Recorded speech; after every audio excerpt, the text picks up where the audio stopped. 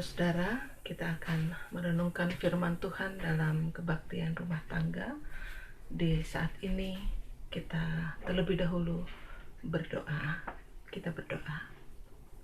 Segala puji dan syukur Tuhan, Engkau Allah yang baik, Allah yang memberkati kami senantiasa di tengah segala keberadaan kami. Kami datang kepadamu di saat ini kembali merenungkan firman Tuhan, yang kami yakini bahwa firman-Mu selalu bersama dengan kami, memberikan kekuatan kepada kami dalam menjalani seluruh kehidupan yang Tuhan anugerahkan. Tuhan, mampukan kami memahami apa maksud Tuhan di saat ini. Biarlah kiranya firman Tuhan tidak berlalu begitu saja, tapi menjadi kekuatan bagi kami semua. Di dalam nama Tuhan Yesus kami memohon. Amin. Saudara-saudara, pembacaan Alkitab kita diambil dari Filipi pasal yang pertama ayat 21 sampai dengan ayat yang ke-30 yang berkata demikian. Karena bagiku hidup adalah Kristus dan mati adalah keuntungan, tetapi jika aku harus hidup di dunia ini, itu berarti bagiku bekerja memberi buah. Jadi mana yang harus kupilih? Aku tidak tahu. Aku didesak dari dua pihak. Aku ingin pergi dan diam bersama-sama dengan Kristus. Itu memang jauh lebih baik. Tetapi lebih perlu untuk tinggal di dunia ini karena kamu. Dan dalam keyakinan ini, taulah aku akan tinggal dan akan bersama-sama lagi dengan kamu sekalian, supaya kamu makin maju dan bersukacita dalam iman. Sehingga kemegahanmu dalam Kristus Yesus makin bertambah karena aku, apabila aku kembali kepada kamu. Hanya, hendaklah hidupmu berpadanan dengan Injil Kristus, supaya apabila aku datang, aku melihat, dan apabila aku tidak datang, aku mendengar, bahwa kamu teguh berdiri dalam satu roh, dan sehati sejiwa berjuang untuk iman yang timbul dari berita Injil, dengan tiada digentarkan sedikit pun oleh lawanmu. Bagi mereka semuanya itu adalah tanda kebinasaan, tetapi bagi kamu tanda keselamatan. Dan itu datangnya dari Allah. Sebab kepada kamu dikaruniakan bukan saja untuk percaya kepada Kristus, melainkan juga untuk menderita untuk Dia, dalam pergumulan yang sama seperti yang dahulu kamu lihat padaku, dan yang sekarang kamu dengar tentang aku. Saudara-saudara, demikian pembacaan firman Tuhan. Tentu berbahagialah setiap kita yang dengan setia membaca, merenungkan firman Tuhan, terlebih melakukannya dalam kehidupan hari lepas hari. Bapak Ibu saudara-saudaraku yang dikasihi Tuhan Yesus Kristus, ketika kita ditanya apa yang menjadi tujuan hidup kita dalam dunia ini, Bapak Ibu pernahkah merenungkan bahwa kita dilahirkan di dunia ini, kira-kira Tuhan punya maksud apa ya? Atau selama ini mungkin kita sekedar menjalani kehidupan. Pagi bangun tidur, melakukan aktivitas pekerjaan bagi yang sekolah, bersekolah. Lalu kemudian sore kembali ke rumah, malam tidur. Begitu rutinitas terus terjadi. Tetapi sesungguhnya pernahkah Bapak Ibu, saudara-saudara sekalian, kita dengan khusus merenungkan bahwa ada apa dalam kehidupan ini? Tuhan punya maksud apa dalam kehidupan saya? Tuhan memiliki tujuan apa dalam kehidupan saya? Bapak Ibu saudara-saudara, Rasul Paulus ketika menulis surat kepada jemaat di Filipi, ia berada dalam penjara. Dalam penjara tentu punya situasi keadaan yang tidak mengenakan. Meskipun demikian Bapak Ibu, dia menunjukkan sukacitanya dalam dirinya. Meskipun terkungkung, meskipun dia tidak bebas, meskipun dia tidak bisa pergi kemanapun yang dia mau, tetapi dia bersukacita karena apa? Karena bagi dia adalah kehidupan dia itu adalah milik Tuhan.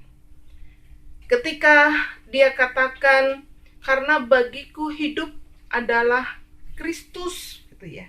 Ini kata-kata Rasul Paulus yang begitu erat didengar di dalam kehidupan kita. 21, karena bagiku hidup adalah Kristus dan mati adalah keuntungan. Dalam kondisi apapun, di tengah pergumulan apapun, di tengah ketidakbebasannya, dia mau pergi kemanapun, tapi dia tetap berada dalam sukacita karena kehidupannya adalah bagi Tuhan. Saudara-saudara, ini yang menjadi tujuan hidup Rasul Paulus. yang Dia bagikan kepada jemaat Filipi, supaya mereka juga memiliki kehidupan yang sama, punya tujuan. Tujuannya adalah untuk Tuhan.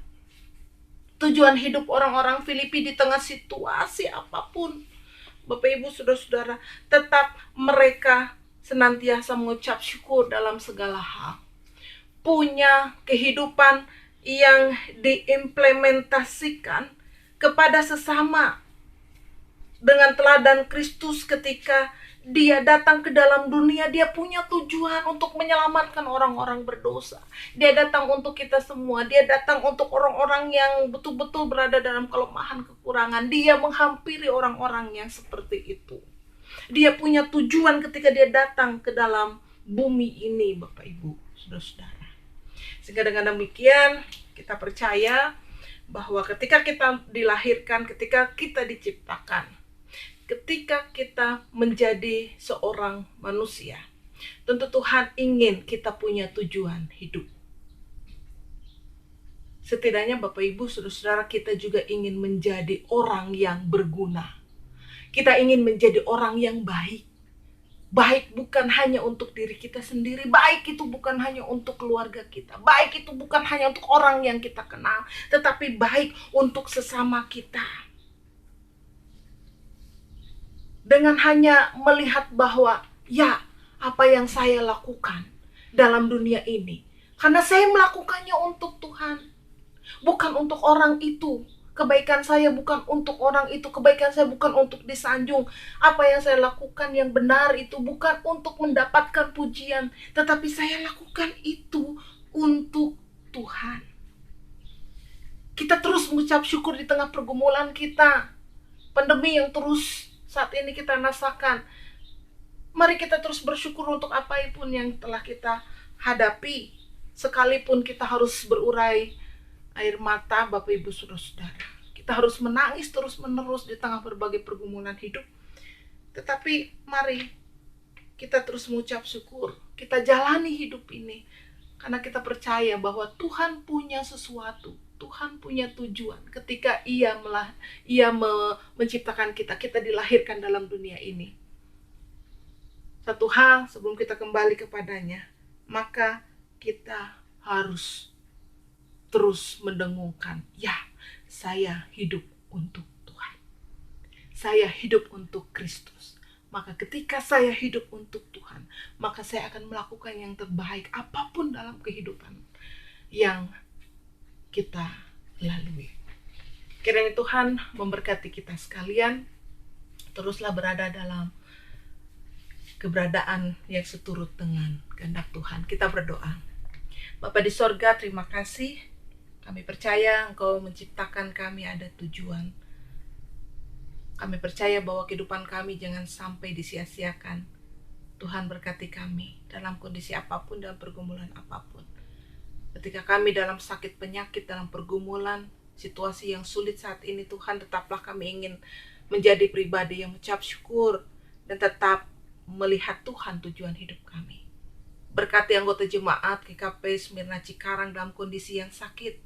Berkati kami yang tengah bergumul, berkati anak-anak kami yang tengah berada dalam ujian di sekolahnya. Tuhan melindungi kami sekalian.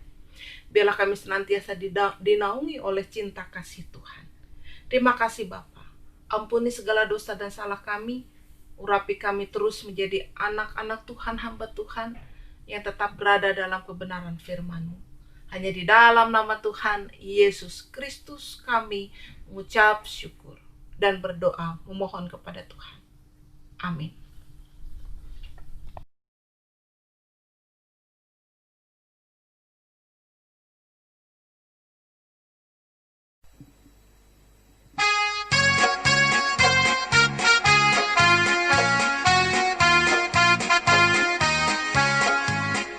Kita harus membawa berita pada dunia dalam gelap tentang kebenaran dan kasih dan damai yang menetap, dan damai yang menetap. Tanggap jadi remang pagi dan remang jadi siang terang. Kristus kan nyatalah ramani dan cemerlang.